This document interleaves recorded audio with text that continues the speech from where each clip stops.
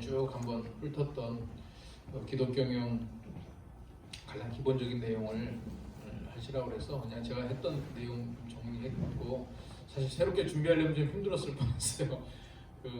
제가 연초에 달초에 지난번 우리 윤 아나운서님 할 때 제가 노래를 타직해서 들었거든요. 잘 나오더라고요. 그래서 막 거기서 댓글도 남기고 연습하니까 확실히 좋긴 한데, 저도 그 성대 좀 문제가 있어서 치료를 한참 받았는데 연습을 하니까 좋긴 하더라고요. 근데 문제는 그걸 계속 기억하고 지속해야 되는데 흥분하다 보면 다 잊어버려요. 그래서 설교할 때도 확실히 녹음해서 들어보고 이런 좀 다른 표시가 있고, 그때부터 그 훈련을 잘 지속했으면 제 성대가 안 맞아졌을 텐데, 지금 그 성대가 문제가 생기면 처음에는 이거는 발성 훈련을 통해서 할 수 있는 방법이 있고, 그 다음에 이제 약물 치료를 하고, 그 다음에 보톡스. 그러니까 보톡스를 성대에다 놓는 거더라고요. 그 다음에 이제 수술하는 거예요. 근데 이제 더 적극적인 수술은 성전환 수술까지 하더라고요. 만약에 신체를 바뀌었는데 목소리가 안 바뀌잖아요.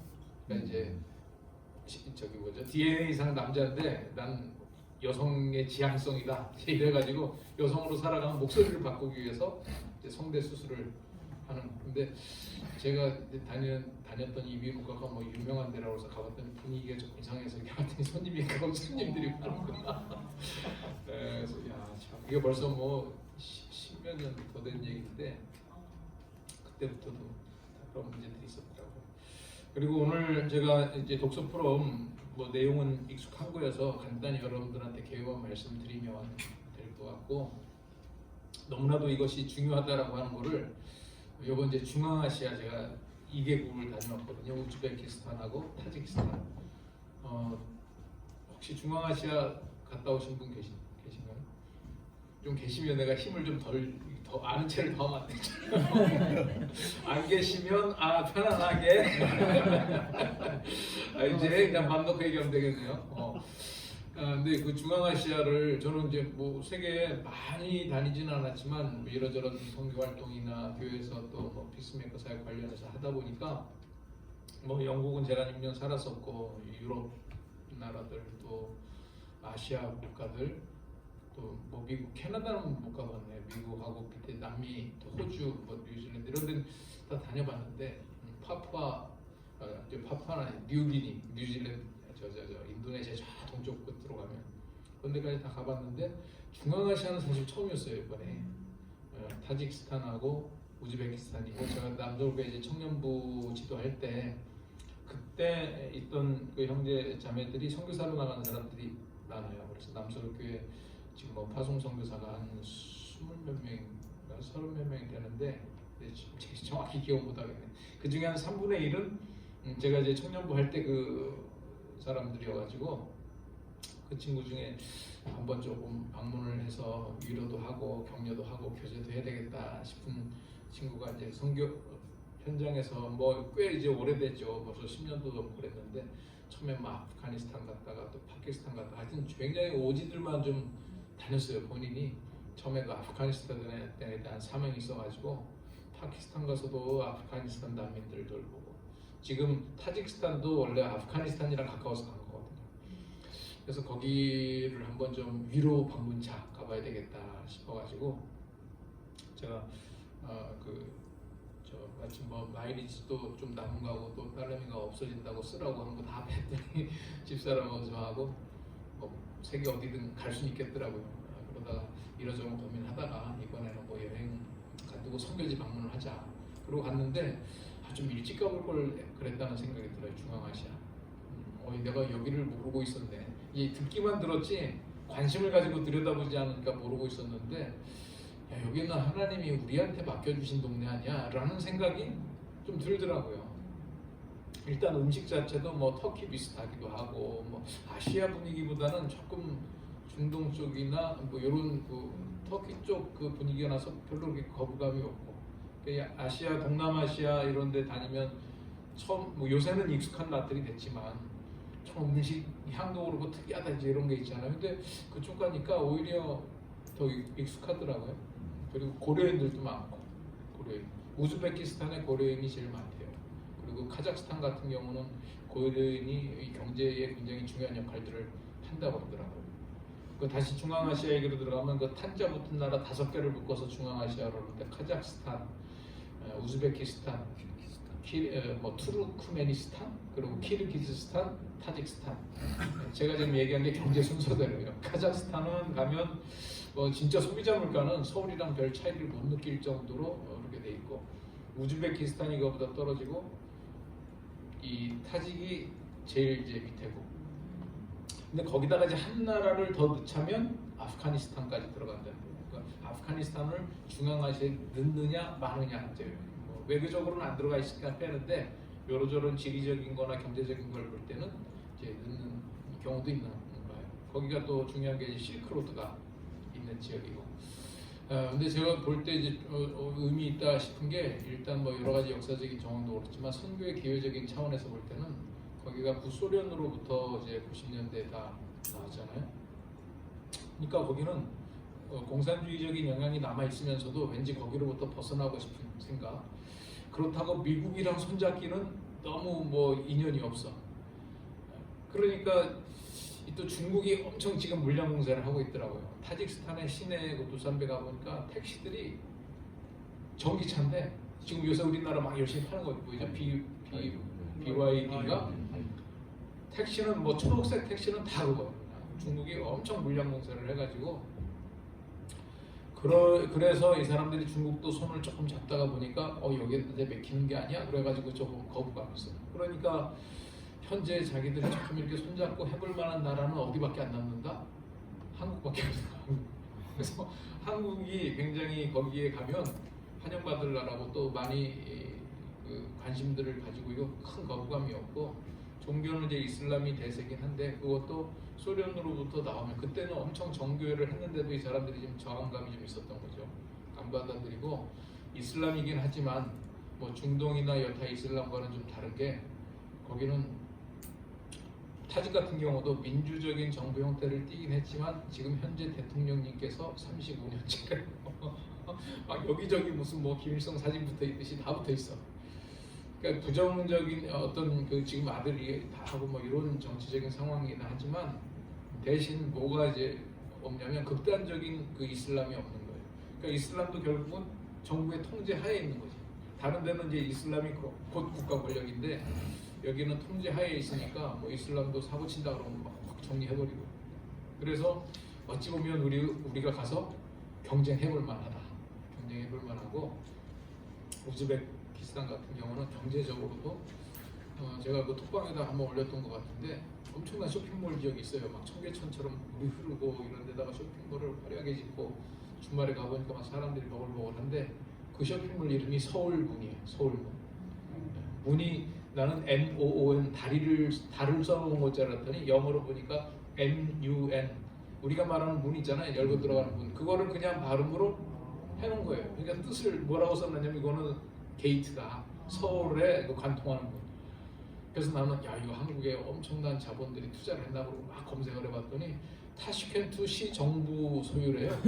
뭐 자기들이 했는데 이름을 그냥 서울문이라고 붙였어. 물론 그 과정에서 한국 자본이 뭐 들어갈 수는 있겠지만 주도적으로 한 거는 이제 그 나라의 프로젝트인데 이름을 서울문이라고 했을 정도고. 봤더니 또 우즈벡은 옛날 김우중 씨가 엄청 공을 또 들여놓은 효과가 있더만요. 중앙아시아에서 유일하게 자동차 생산되는 데가 우즈베키스탄이에요. 근데 그게 무슨 자동차냐? 대우 자동차. 그러니까 지금 가면 이제 대우 자동차가 아마 해외 것까지 다 쉐보레로 똑같이 넘어갔는지 쉐보레 마크를 달고 다니는데, 쉐보레 오리지널 모델이 다니는 게 아니라 예전에 우리 대우에서 생산하던 거 있잖아요. 마티즈하고 라세티. 이게 옛날 차가 아니라 요새 나온 거더라고. 보니까 아주 반짝반짝해. 그 쉐보레 마크를 달고. 그러니까 아마 거기 생산 라인이 여기 예전에 있던 모델들을 가지고 그대로 지금 생산을 하고 있나 봐요. 그러니까 이런 부분들을 놓고 봐도 그렇고, 뭐 이제 우즈벡 같은 경우는 이제 그 대학가들 있는 그 옆에 봤더니 한국 음식 하는 데들도 있고, 그래서 굉장히 한국에 대해서 좀 선호하고 있구나. 그리고 뭐 이미 한국하고 우즈벡 같은 경우는 엄청난 교류가 있더라고요. 돌아오는 비행기에 보니까 짐들을 엄청 싣고 오고 있고, 아시아나가 일주일에 3번 가는데 우즈벡 항공이 또 3번 가고, 그럼 매일 가는 거 아니에요. 그래서 지금 우즈벡 타슈켄트까지 매일 항공기가 취항하고 있고, 그래서 이런 여러 가지를 봤을 때 이거는 진짜 하나님께서 이 땅에 우리의 복음을 전하는데 어떻게 복음을 전하느냐. 제가 우즈벡도 그렇고 타슈켄트도 보니까 선교사님들이 뭐 선교사다 이래가지고 이제 체류할 수는 없으니까 다 뭐 비즈니스를 하는 거예요. 비즈니스 아니면 NGO예요. 그래 내가 이제 타직에서도 그렇고 우즈벡에서도 만나보니까 아니 뭐 제가 비즈니스에 대해서 뭘 알겠어요. 그냥 하시는 분들 보기나 했지. 근데 이분들은 나보다 더 못 들어더라고. 뭐 딱 얘기를 해보니까 이건 아닌 것 같은데 하는 생각이 팍팍 들어오는 점들이 한두 개가 아니야. 야, 우리가 CBMC가 할 일이 요거구나. 거기에 가가지고 우리 지금 아침 포럼 하듯이 그 선교사님들하고 일단 비즈니스 포럼을 해야 되겠다. 아침 조찬 포럼 하면서 우리가 성경적 경영이라고 하는 거 뭐냐. 그리고 그분들이 갖고 있는 내가 그 자매하고도 좀 얘기를 해봤더니 이 정체성, 자기가 막 여기서 머물러가지고 사업은 하지만 우리는 선교사인데 선교사가 뭐 할 일은 안 하고 이런 걸 해도 되나 자꾸 이 생각을 하는 거예요. 그래서 제가 오늘 이 독서 포럼 할 내용을 거기서 이제 다시 한번 했죠. 기독 경영이란 뭐냐. 이게 곧 선교다. 여기서 지금 이렇게 경제가 지금 타직만 해도 최근 한 10년간 경제 성장률이 5%가 넘고 2024년 9월 기준으로 제가 막 찾아봤어요. 2024년 9월 기준으로 8.4%래요. 그러니까 지금 2~3배를 가보시면 국민 소득은 사실 1,400불밖에 안 되는데 이제 수도에다가 막 뭐라는 거지. 교통체증이 있고요. 막 빌딩들이 올라가 있고 여기저기 다 건설 현장이에요. 그리고 뭐 소비자 수준들이 워낙 다르니까 뭐 못 사는 나라라고 뭐 그럴 건 없어요. 뭐 네일샵이 들어가도 될 것 같고 또 헤어 관리도 들어가면 될 것 같고 다 이 소득계층들이 여덟 있으니까 야, 우리가 가가지고 거기에서 그 CBM 단기 선교를 가가지고 뭐 이렇게 무슨 뭐 고원 가서 하고 이런 것도 이제 필요한 일이지만 거기에서 선교사님들이 뭘 하냐면 거기는 비즈니스를 하니까 고원을 하는 게 아니라 그러니까 그분들하고 우리 아침에 하듯이 이런 얘기를 하고 제가 그래서 기독교 요 내용에 있는 몇 곡지를 알려줬더니 그냥 눈을 동그랗게 뜨고 사업이라는 걸 우리가 잘해야 되겠군요. 그 얘기를 하더라고요. 그래서 우리가 진짜 선교팀을 모집을 해가지고 가서 우리 이 아침에 모이는 조천 포럼 조금 더 심화되면 우리 월간 포럼 하듯이 그분들의 일터를 놓고 좀 분석을 해주고 어떻게 하는 것이 좋으냐 여러분들의 경험을 나눠주면 도움이 되겠고 또 선교도 있잖아요. 그분들이 비즈니스 하니까 자꾸 이제 비즈니스를 하다 보면 한국 분들은 한국 분들끼리 개토화되는 현상이 있거든요. 그게 아니고 우리가 갈 테니까 우리 지금 이제 회원 초청하듯이 당신들 비즈니스 관련 있는 현지 비즈니스 하는 사람들 모아라. 그럼 한국에서 우리 비즈니스맨들이 간다. 우리 한국의 기업인들이 온다 그러면 거기 다 관심 있잖아요. 가서 우리는 그때 이제 정체성을 나타내는 거지.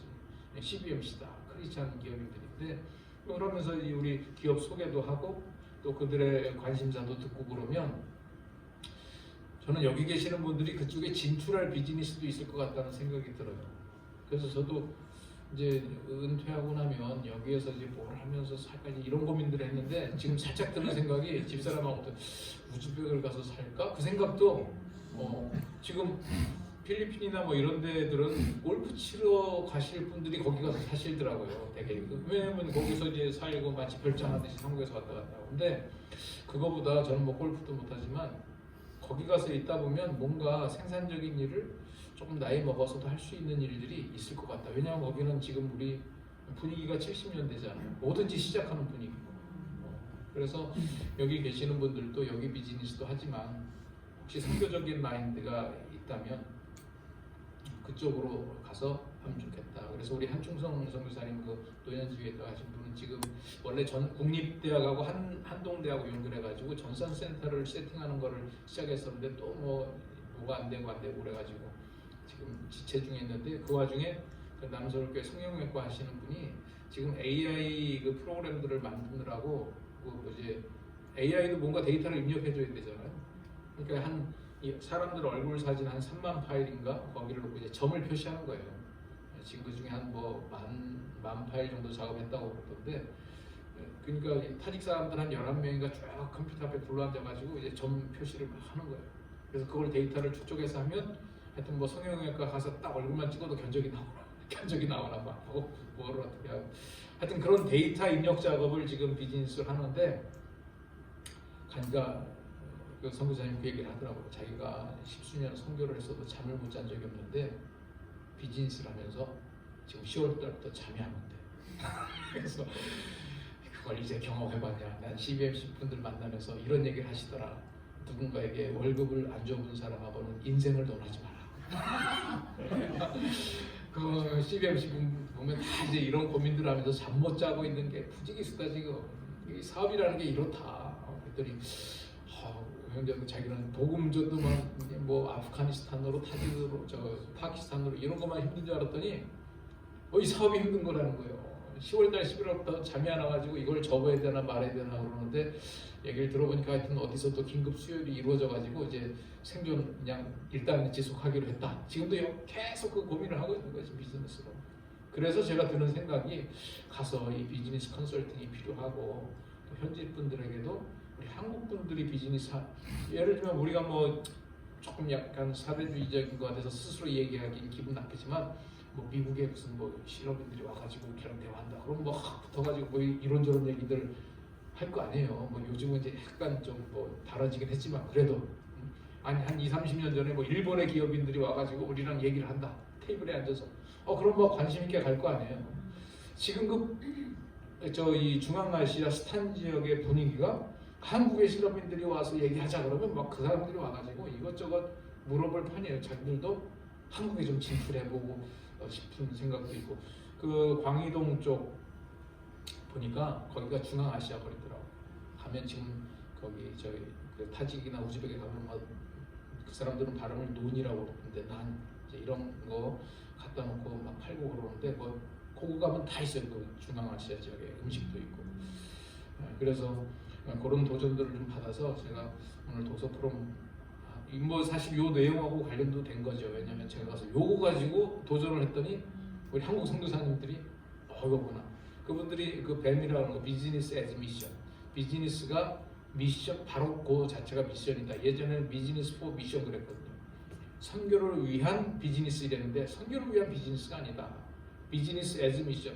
그래서 그냥 통상 그걸 줄여서 뱀 그래요. 혹시 선교하시는 분들이나 기독교 하시는 분들이 뱀 그러면 우리 사람들이 뱀탕 끓여 먹으려고 그러나 생각하지 마시고 비즈니스 애즈 미션이라는 거거든요. 그러니까 비즈니스 애즈 미션의 그 앞에 있던 개념이 비즈니스 포 미션이에요. 그래서 선교사님들이 가서 정착하면서 비즈니스 목적으로 있으면서 실제로 뭘 했냐 다 복음 전하는 거 이런 걸 했거든요. 근데 이제 시간이 지나면서 지금 우리 생각과 같은 거죠. 그게 아니고 비즈니스를 제대로 세팅시키는 정말 하나님께서 원하시는 비즈니스를 세팅시키는 것 자체가 선교다. 세계를 뱀 사역이라고 그래. 뱀. 이런 부분들을 놓고 우리가 가서 좀 도전하고 도와주고 이런 일들을 해나가는 것, 그것이 바로 꼭 우리가 해야 될 일이다. 그래서 그 비즈니스 애즈 미션이라고 하는 것을 가장 정확하게 또 포함해서 소개시켜주는 책이 바로 요 굿 비즈니스 플러스예요. 저 뒤에 있는 맨 처음에 이제 기독경영 저스트 ABC라고 하는 그 제목으로 나왔었는데 그게 나오게 된 것도 서론을 그 앞에 서론을 보시면 기독 실업인회에서 투자를 한 거예요. 우리가 모여보니까 맨날 고민하는 게 기독 경영이 뭐냐, 우리가 성경적 경영을 해야 되는데 이런 고민들을 하고 있는데 경영학을 전문하신 분들이 좀 현장의 고민을, 기독 실업인들의 고민을 담아서 어떻게 하는 것이 기독 경영인지 좀 알려주세요 이래가지고 경영학자들이 모여서 우리 이성봉 교수님 같은 그분은 뭐 그 멤버에는 안 들어가셨던데 거기가 보면 다 이제 대학에서 주로 가르치시는 분들인데 크리스찬들이고 경영학 전공하신 분들. 그러니까 그분들이 뭐 비즈니스를 직접 하는 건 아니지만 온갖 데이터들이 다 있어서 그거를 정리해 보니까 이런 내용들이 있구나.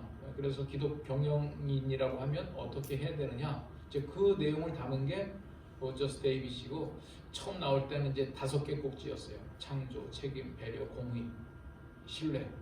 그런데 한 10년간 우리가 계속 그거 가지고 포럼을 하다 보니까 개정 정보판이 나오면서 하나 더 넣어야 되겠다. 안식. 이렇게 이제 6개가 된 거죠. 그래서 저스트 ABC라고 하는 처음 나온 책에는 5가지 원리였는데 지금 저 뒤에 있는 비즈니스 굿 비즈니스 플러스라고 하는 책은 6가지 원리가 담겨 있어요. 그래서 제가 선교사님들한테도 그 내용을 간단하게 소개하고 주로 창조의 원리만 소개를 해도요. 내가 이 비즈니스가 이런 거구나. 하나님의 사명이네. 이거를 잘 해나가면서 우리가 해나갈 수 있는. 제가 그래서 그랬죠. 여기에서 비즈니스를 하면서 타직도 그렇고 우즈벡도 그렇고 우리나라 지금 70년대 막 서로 시작할 텐데 당신이 여기다가 기업을 하나 세팅을 했는데 이게 앞으로 10년, 20년 후에 타직에서 가장 그 모범적인 기업을 찾아봐라. 그럴 때 당신 사례로 나올 수 있고 그러면 이게 얼마나 큰 영향력이냐. 이게 그리고 그냥 뭐 한국에서도 관심 갖는 사람들이 있을 거예요. 왜냐하면 뭐 저임금을 가지고 뭔가 생산성 있는 걸 가지고 할 수 있지 않을까? 단지 싼 임금만을 통해서 자기 비즈니스를 키우겠다. 이런 사람들은 우리가 지금 안 된다. 우리는 임금이 싸기 때문에 여기다가 뭐 돈 벌기 쉬워서 비즈니스 한다 이게 아니라 정말 우리 이제 그 기독 경영이란 뭐냐라고 하는 모델을 통해서 한국에서는 그냥 돈 벌기 극복했다면 왜 우리 자식들 키우실 때 그런 얘기들 하잖아요. 아들은 정신없이 키웠는데 손주 보니까 너무 이뻐 죽겠다는 거예요. 그래서 손주 키울 때 할아버지 할머니들이 온갖 정성을 다 기울이고 이제는 내가 제대로 한번 이 손주들 내가 맡아서 키워보겠다. 막 이런 할머니 할아버지들이 많이 있더라고요. 마치 여기에서 우리가 7, 80년대 엄청 해서 사업을 해서 좀 뭐 국가적으로든 개인적으로든 돈을 벌었다면 아니면 돈을 버는 노하우를 알고 있다면 그때는 정신없이 돈 벌었는데 타직, 뭐 우즈베키스탄, 뭐 키르기스탄 이런 데 가가지고 야 이제 정신 차리고 돈 버는 게 중요한 게 아니다. 기독 경영이란 뭐냐 이런 걸 한번 세팅해보자. 처음부터 얼마나 이 좋은 그림을 그려갈 수 있는 바탕이냐고. 그러니까 그 사람들은 제가 왜 그 중앙아시아적인 매력 있다고 보냐면 새로 쓰고 있어요. 그림을 새로 그리고 있어. 지금 공산주의 시절도 지우고 싶어요. 그러니까 어떤 영상을 보니까 그 얘기를 하더라고. 이 사람들이 뭐 독립투쟁을 해가지고 나라가 독립한 게 아니라는 거예요. 뭐 우리 일조 강점기 때문에 뭐 강점기 때처럼 독립운동하고 이런 역사도 없대. 그냥 가만히 있다가 서양 무너지면서 독립해도 되네? 그러고 독립했다는 거예요. 그런데도 불구하고 자기들이 뭐라고 지금 표현을 하냐면 소련의 식민지 시절이었다 이렇게 표현을 한다는 거예요. 그러면 독립투쟁은 안 했어도 왠지 달갑지 않은 역사의 부분이다. 그러면서 그들이 이제 어디에 뿌리를 찾아야 될 거 아니에요.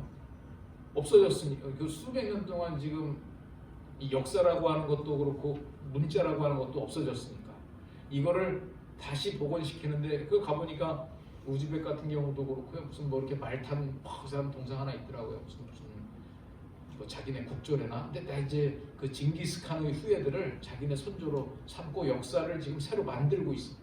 그러니까 역사가 뭐 있었던 게 아니라 국민들도 지금 뜬금없어. 저 사람이 누구지? 막 배우는 거야. 우리 조상이래. 우리나라가 저때 유명했대. 막 이러고. 그러니까 지금 새로 모든 것들을 써나가고 사상도 그렇고요. 그래서 이런 때 우리가 지금 모슬렘에게 그냥 내주고 있을 게 아니라 가서 복음을 전하고 그 수단이 뭐냐? 지금은 기업이라 해요. 비즈니스를 제대로 세팅시키는 거. 그래서 아무리 작아도 하나님의 말씀대로 움직여 나가는 이런 기업을 세팅하는 게 이게 선교 아니겠는가. 그래서 전 여기 계시는 분들한테도 기회 되면 거기 가서 택배 비즈니스도 한번 처음 새롭게 그림을 그리는 거예요. 내가 여기에서 하면서 겪었던 시행착오들을 싹 이제 지우고 거기다가 정말 기독 경영이란 택배 사업은 뭐냐 이런 걸 한번 시작을 해보고요. 그러면 충분히 경쟁력 있고 정말 아름다운 그런 비즈니스들이 생길 수 있지 않겠어요? 이런 부분들을 놓고 제가 이 책에 담긴 그런 내용이 뭐냐? 이게 이제 어떻게 넘어가요? 너무 오래돼서 이 성경 구절 생각하고 제가 요거는 이제 뭐 비즈니스가 이만큼 중요하다. 그래서 제가 피터 드러커 얘기를 종종 했었는데 피터 드러커도 원래 국제법을 전공한 사람인데 미국 가서 왜 이 경영 컨설턴트가 돼가지고 평행생활 살았냐 보니까 나라도 이런 일을 못한다. 이분은 이제 기독교도 실패했다. 그 얘기를 왜 하냐면 이 사람이 이제 유태인인데 독일에서 성장했잖아요. 그리고 거기에서 망명을 해가지고 지금 미국에 가서 활동을 한 거예요. 근데 언제 이제 갔냐면 히틀러가 정권을 잡기 전에 사실은 이제 독일을 떠났어요. 유대인에 대한 복음을 가지고 있으니까. 근데 보니까 히틀러와 함께한 기독교, 보니까 이 전체 이 전쟁과 이 불황, 이 경제, 전쟁에 대한 공포와 경제에 대한 어려움만 막아준다 그러면 모든 걸 다 찬성한다는 거예요. 이 사람이. 그러니까 교회도 결국은 거기에 합해버리고 말았다. 그런데 그런 전체주의가 득세하면 결국은 우리에게 큰 아픔을 가져다 줍니다. 순간적으로는 뭔가 활성화시켜주는 것 같지만 장기적으로 볼 때는 그게 우리가 전쟁을 통해서 치러야 되는 대가보다 더 많은 대가를 치르게 한다는 거예요. 그래서 이분은 뭐라고 그러냐, 기업이 살아야 된다. 그래야 인류의 자유와 평등을 지켜주는 것은 비즈니스가 제대로 돌아가는 수밖에 없다. 그래서 자기는 사명감을 가지고 기업 살리기를 했다. 기업이 돈을 많이 벌어야 된다는 게 아니라 기업이 인류의 자유와 평등을 지켜주니까. 근데 저는 이제 항변하기를 교회가 잘못된 게 아니라 교회가 세상에 똑같은 가치를 가지고 어떻게 하면 돈을 잘 벌 수 있을 수 있을까라고 부합해버렸으니까 문제가 되는 거지. 정말 우리가 생각하는 성경적 경영을 세팅한다면 아마 피터 드러커도 우리 기독 경영 컨설턴트가 됐을지도 모르죠. 그것이 기업을 살리겠구나. 또 기업의 올바른 목적과 하나님이 원하시는 것이 같구나. 그래서 이 비즈니스 이 책에 보면 이제 맨 처음에 이제 이런 게 나와요. 고민을 할 때 기독 경영은 사장이 교회 다니면 되냐, 교회 안에서 회사 안에서 열심히 예배드리면 기독 경영이냐, 그렇게 다 해도 기독 경영과 전혀 상관없을 수 있다. 우리가 돈 많이 벌어가지고 선교활동, 사회봉사에다 쓰면 기독 경영이냐? 그거 아니라는 거예요. 아니 이거 한다고 아니라는 게 아니라 이걸 한다고 해서 기독 경영이 되는 건 아니다. 이거 하면서 막 직원들이 우리 돈 열심히 벌어가지고 교회다 막 갖다 줘, 우리 월급이나 주지 이러고 있으면 그게 무슨 기독 경영이냐 이거죠. 그래서 기독 경영이라고 하는 것은 경영의 행위 자체가 우리가 늘 이제 킹덤 컴퍼니 선언하는 그런 내용들이에요. 이 경영의 행위 자체가 성경적으로 돌아가도록 해야 된다. 생산하고 뭔가 이제 생산하는 사람들이 하니까. 근데 거기에 꼭 필요한 것이 이제 돈, 회계. 제가 이번에 만나가지고 그 사람들한테 장부 정리 잘 되고 있냐, 거기 타직이나 우즈벡도 다 현지 세무사나 회계사한테 맡겨서 이제 하는 것 같은데 당신들 그 내용을 이해하고 있냐? 재무제표라는 거 아냐? 완전히 저도 모르면서 난 제목만 들어서 알고 있잖아요. 그런 거 어쩌니까 바짝 쫄더라고. 아무것도 몰라. 그거 몰라가지고 무슨 사업을 한다고 그러냐. 그걸 알아야 된다. 회계, 어카운팅, 앞으로 이런 관리. 그래서 나도 이제 CBMC에 우리 최수열 대표님 이런 얘기 들어보니까 그냥 세무사한테 맡기지만 말고 그거를 사장이 딱 보고서 적어도 이건 뭐죠? 이건 왜 이렇게 적었죠? 이 항목은 이쪽에다가도 갖다 놓을 수 있는 거 아니에요? 몇 가지 질문만 던지면 당신이 그냥 돈 주고 맡기는 게 아니라 당신이 맡긴 사람을 긴장시킬 수 있어야 된다. 그만큼만 전문적인 지식은 아니더라도 이 정도 이 식견은 좀 갖고 있어야 될 거 아니야. 그랬더니 맞다. 그래서 그런 거 도와줄 사람 없냐고. 한국에서 그러면 12월 분들이 와서 여기서 이런 거 좀 더 자극을 주고 또 누구는 와서 이런 일들을 해주고 그러면 좋겠더라고요. 그러니까 그 나라가 허술한 것 같아도 제도는 다 있잖아요. 그러니까 거기에도 그냥 다 돈 주고 그냥 우리 하듯이 그냥 다 맡기고 알지도 못하는 거예요, 그냥. 근데 벌써 내가 선교사님 다니면서 돈 쓰는 거 보니까 이렇게 개념 없이 써가지고 돈을 많이 쓴다는 게 아니라 자기가 회사 경영을 하면 경비 처리할 거랑 하는 게 딱딱 구분이 돼야 되는데 저거 나랑 같이 다니면서 쓴 거 장부 정리가 될까? 이런 생각이 들어가지고 물어보니까 안 되는 것 같아요. 그냥 한껏 우리 여기서 하듯이 그냥 공태기로 그냥 세무사한테 기장하는 데 갖다 주고 정리 좀 해줘 이러고 그렇게 맡겨버리면 안 된다 이거죠. 우리가 알고 통제할 수 있어야 되는데 그것도 하나님의 뜻에 부합하게. 그래서 이런 마케팅 이런 부분들의 구석구석에 성경적인 원리라고 하는 게 뭐냐. 지금 이 책에서 얘기하고 있는 6가지 꼭지가 이거죠. 창조의 원리가 경영의 행위성에 나타나고 있느냐, 책임의 원리, 배려의 원리, 공의 신뢰, 안식의 원리들이 나타나고 있느냐. 이 각 꼭지 안에 보면 다 이제 3가지씩의 아이템들이 있어요. 쭉 그 비즈니스 여기 그 기독경영연구원에서 포럼한 흔적들을 보면 각 꼭지마다 4개도 했다가 5개도 했다가 2개도 했다가 왔다 갔다 하다가 쭉 포럼을 하면서 3가지 꼭지씩 다 이렇게 정리를 한 거죠. 그러니까 뭐 이걸 더 쪼갤 수도 있겠지만 제가 볼 때는 이 책을 꼼꼼히 보시면서 이 원리에 나타나는 게 목적지향, 주인의식, 창의형식, 창조의 원리는 제가 그 선교사님들한테 창조의 원리만 가지고 사명의식을 불어넣었는데 눈이 반짝반짝 했더라니까요. 당신들이 비즈니스 한다는 거는 목적이 있어야 된다. 이 비즈니스 왜 하냐? 아니 선교하는 수단 이거만 그건 목적이 될 수 없다. 그 비즈니스 자체가 목적이 돼야 된다. 이 나라 사람들을 어떤 면에서 당신의 비즈니스를 통해서 행복을 이룰 수 있겠냐? 당신은 왜 이 사업을 여기서 하느냐?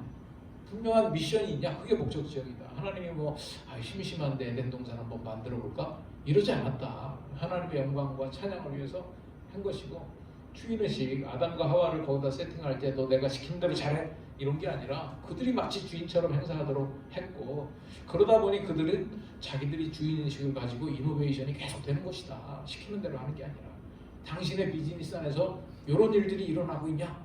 그러니까 그런가? 그렇네요. 잘해야 되겠네요. 이런 식으로 이 창조, 책임, 배려, 공의, 신뢰, 안식에 보면 그런 꼭지들을 책에서 설명을 해놨죠. 네, 그래서 그 책에서 나오고 아까 그 내용들을 조금씩 설명하면 창조의 원리는 이런 게 있다. 또 책임의 원리는 이런 것이 있다. 세 꼭지씩 다 이런 부분들을 그 기독 경영학자들이 해 놓은 것들이죠. 공의 원리, 신뢰, 안식의 원리까지.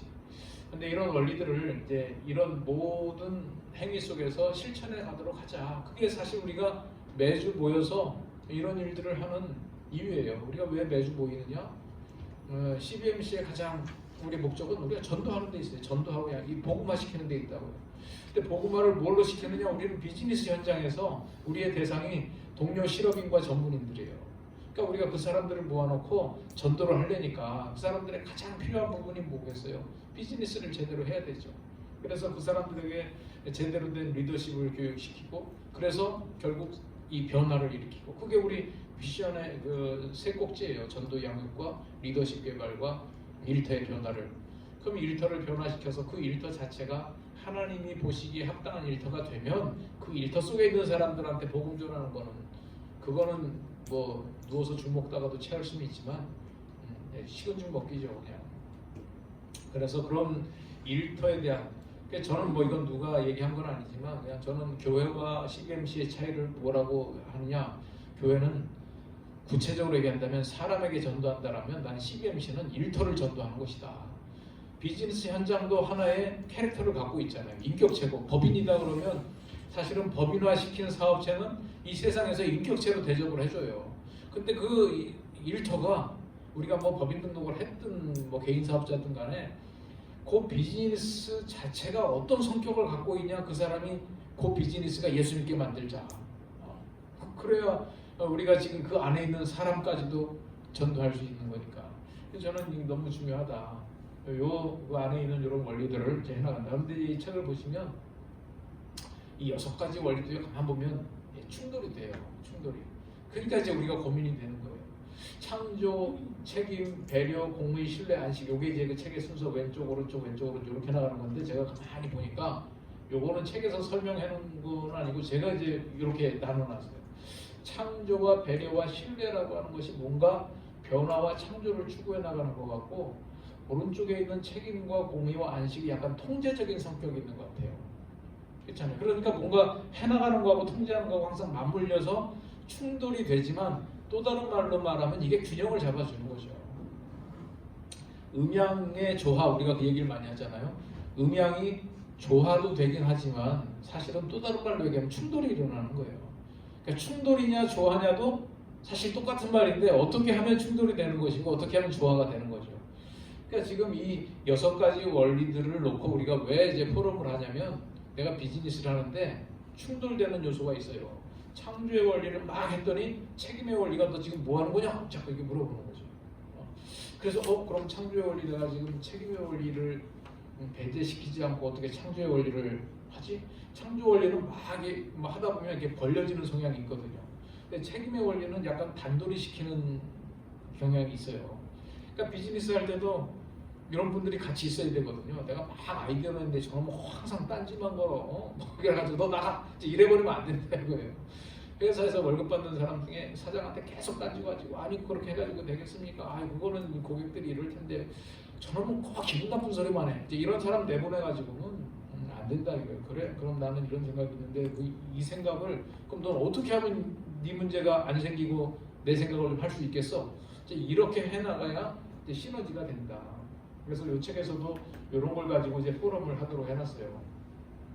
그러니까 이렇게 비교를 해보면 이 시너지가 나는 경우도 있고 충돌이 나는 경우도 있다. 그래서 이게 어떻게 조화롭게 갈 수 있을 것이냐 이제 이런 걸 놓고 우리가 늘 고민을 하는 거죠. 그 책에 보면 이거를 내가 나와 있어요. 창조의 원리를 추구하려다 보니까 책임의 원리에서는 이런 게 문제가 되고 예를 들면 어떤 우리가 막 지속 성장을 위해서 R&D 투자를 더 할 거냐 아니면 지금 당면한 생존 과제를 위해서 단기 수익을 추구할 거냐 책임의 원리를 할 거냐 창조의 원리를 할 거냐 이제 이런 부분에 대한 딜레마들이 온다 이거예요.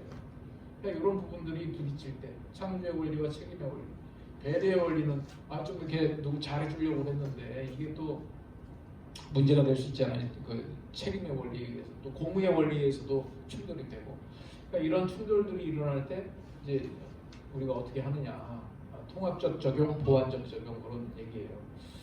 그래서 이 책에도 이런 설명들이 좀 나와 있는데 이걸 두 가지 큰 영역 속에서 충돌이 생길 때 이런 해결방안 어느 하나도 배제시키지 않으면서 해 나간다라고 하는 고민들을 나 혼자서 잘 안 되니까 우리가 같이 모여서 매주 이런 사례들을 가지고 해 나가는 거죠. 그래서 쭉 놓고 보면 이제 이런 내용들이 이 책에 담겨 있는 것이고 이 책에 있는 6가지 원리들이 조금 이론적인 것 같아도 우리의 사명은 뭐냐면 이 이론을 이분들도 학자들의 입장에서는 충분히 실용적으로 만든 책이에요. 근데 이제 현장에 있는 분들은 또 보면 이론적이다 이렇게 얘기를 하시더라고. 학자들은 요건 실용적인 책에 들어가는데 현장에 있는 분들은 이론적인 책에 들어가요. 그러니까 우리는 뭘 해야 되겠어요? 묵상을 해야지 묵상. 성경 묵상이라는 것도 그렇잖아. 내가 예수를 안 믿기 전에 보면 무슨 뜬금없는 소리야. 그러는데 예수를 믿고 나서 하나님의 말씀이다 하고 막 곱씹어 보면 성경 구절 하나하나에서 오늘 내가 해야 될 일들을 막 지시하고 있어요. 요걸 끌어내는 거를 우리가 묵상이라고 그러고 그 묵상을 가지고 살아나가는 걸 적용 그러잖아요. 그러니까 우리도 저스트 ABC를 가지고 현장에서 이제 사업하시는 분들은 이론적인 서적 같지만 학자들의 입장에서는 충분히 실제화 시켜놓은 내용들이니까 우리가 해야 될 일들은 이걸 가지고 고민을 해나간다. 지금 내가 사업을 해나갈 때 창조, 책임, 배려, 공의, 신뢰, 안식 중에 우리 책에서도 보면 분야별로 이제 강조할 분야들이 다 이제 다르죠.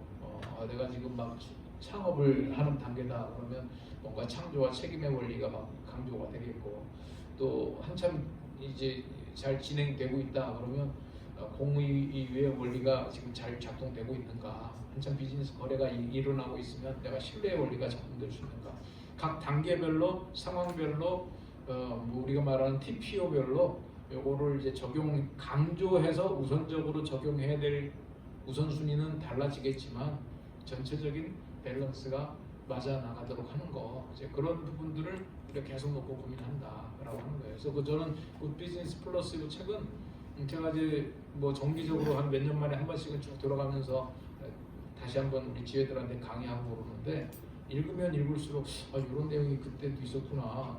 막 새롭게 발견되는 내용도 있고 우리 현장 가운데서도 적용할 내용들이 그래서 이 책을 실제화 시켜주고 실용적으로 만드는 것은 여러분들의 몫이죠. 근데 조금 혼자서 힘들 때는 같이 나누면 도움이 되거든요. 우리 성경 묵상도 처음에 이 말씀을 가지고 내가 오늘 어떻게 살아가지 힘들었는데 뭐 예를 들면 성서유인원회 그 사이트 들어가 보면 방 묵상 나눔 올리시는 분들이 있어요. 그것들을 읽어보면 이분들은 이 말씀 가지고 이렇게 적용했네. 또 어디 뭐 교회 모임 가서 뭐 구역 모임에서 성경 구절 가지고 이렇게 나누는 걸 들어보면 이런 적용의 사례들이 있어요. 그렇구나. 그럼 난 이 말씀을 내 삶의 속에서는 이렇게 적용하면 되겠네. 이런 내용들이 나오잖아요. 그래서 이런 일들을 우리가 해보자는 거예요. 근데 이게 쉽냐? 어렵다는 거죠. 어느 정도로 어렵냐? 순교의 각오를 해야 된다. 그렇잖아요. 우리가 이게 선교라고 한다면 선교는 어떤 심정으로 해야 되느냐? 순교의 각오를 할 때 선교가 이루어지는 거예요. 그래서 제가 다시 그 중앙아시아로 돌아가면 내가 선교하시는 분들한테도 그랬어요. 우리가 비즈니스를 한다라고 하는 것은 곧 이게 비즈니스가 곧 선교이기 때문에 당신이 비즈니스 할 때 왜 잠이 안 왔냐? 선교니까 잠이 안 왔다. 우리가 순교의 각오를 해야 지금 이게 지켜지고, 사실 이런 그 기업 경영의 원리가 문화화 되려면요, 수많은 순교자들이 나와야 돼요. 순교자는 누구겠어요? 사업하다 실패한 사람, 이 원칙을 지키다가 사업 실패하고 끝난 사람. 이런 순교자의 피들이 누적되면 우리나라의 기업 문화가 세상 말로 선진화됐다, 이제 그러는 거죠.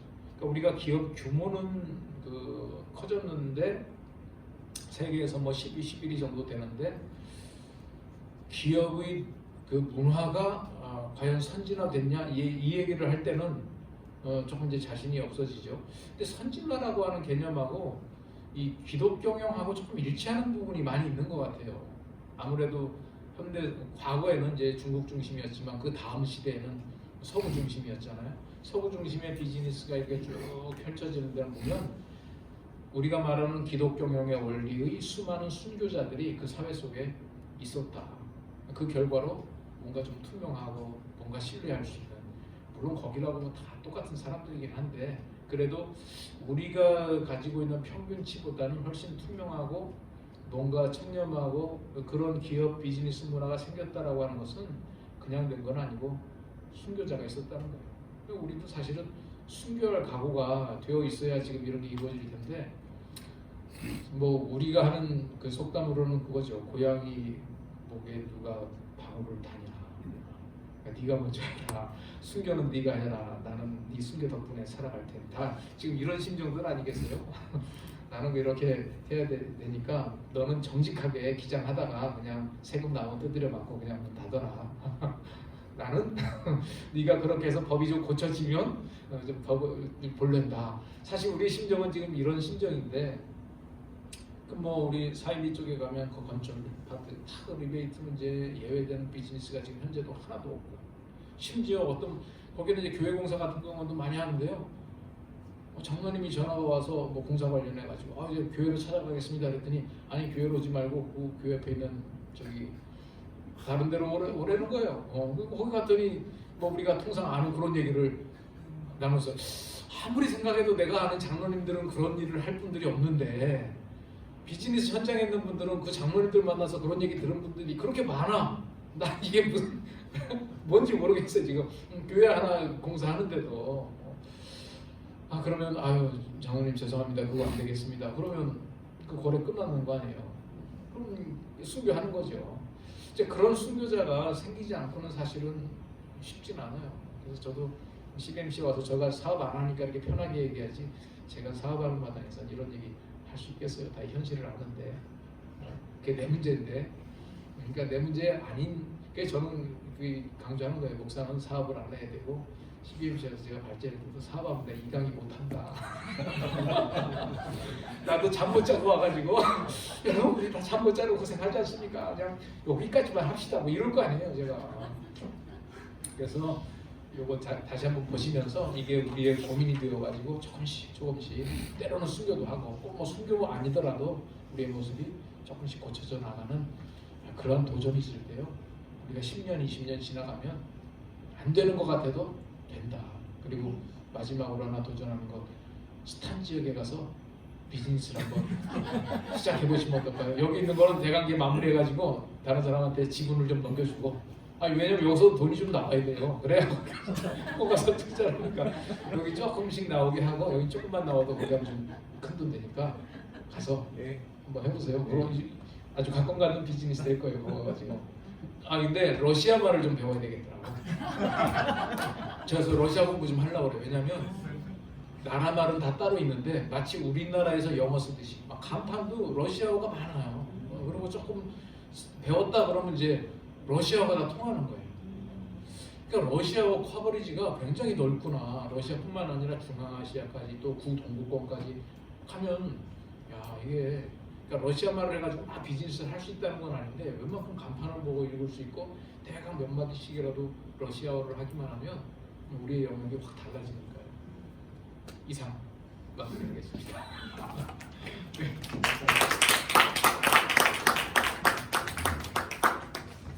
그냥 마무리하면 되죠?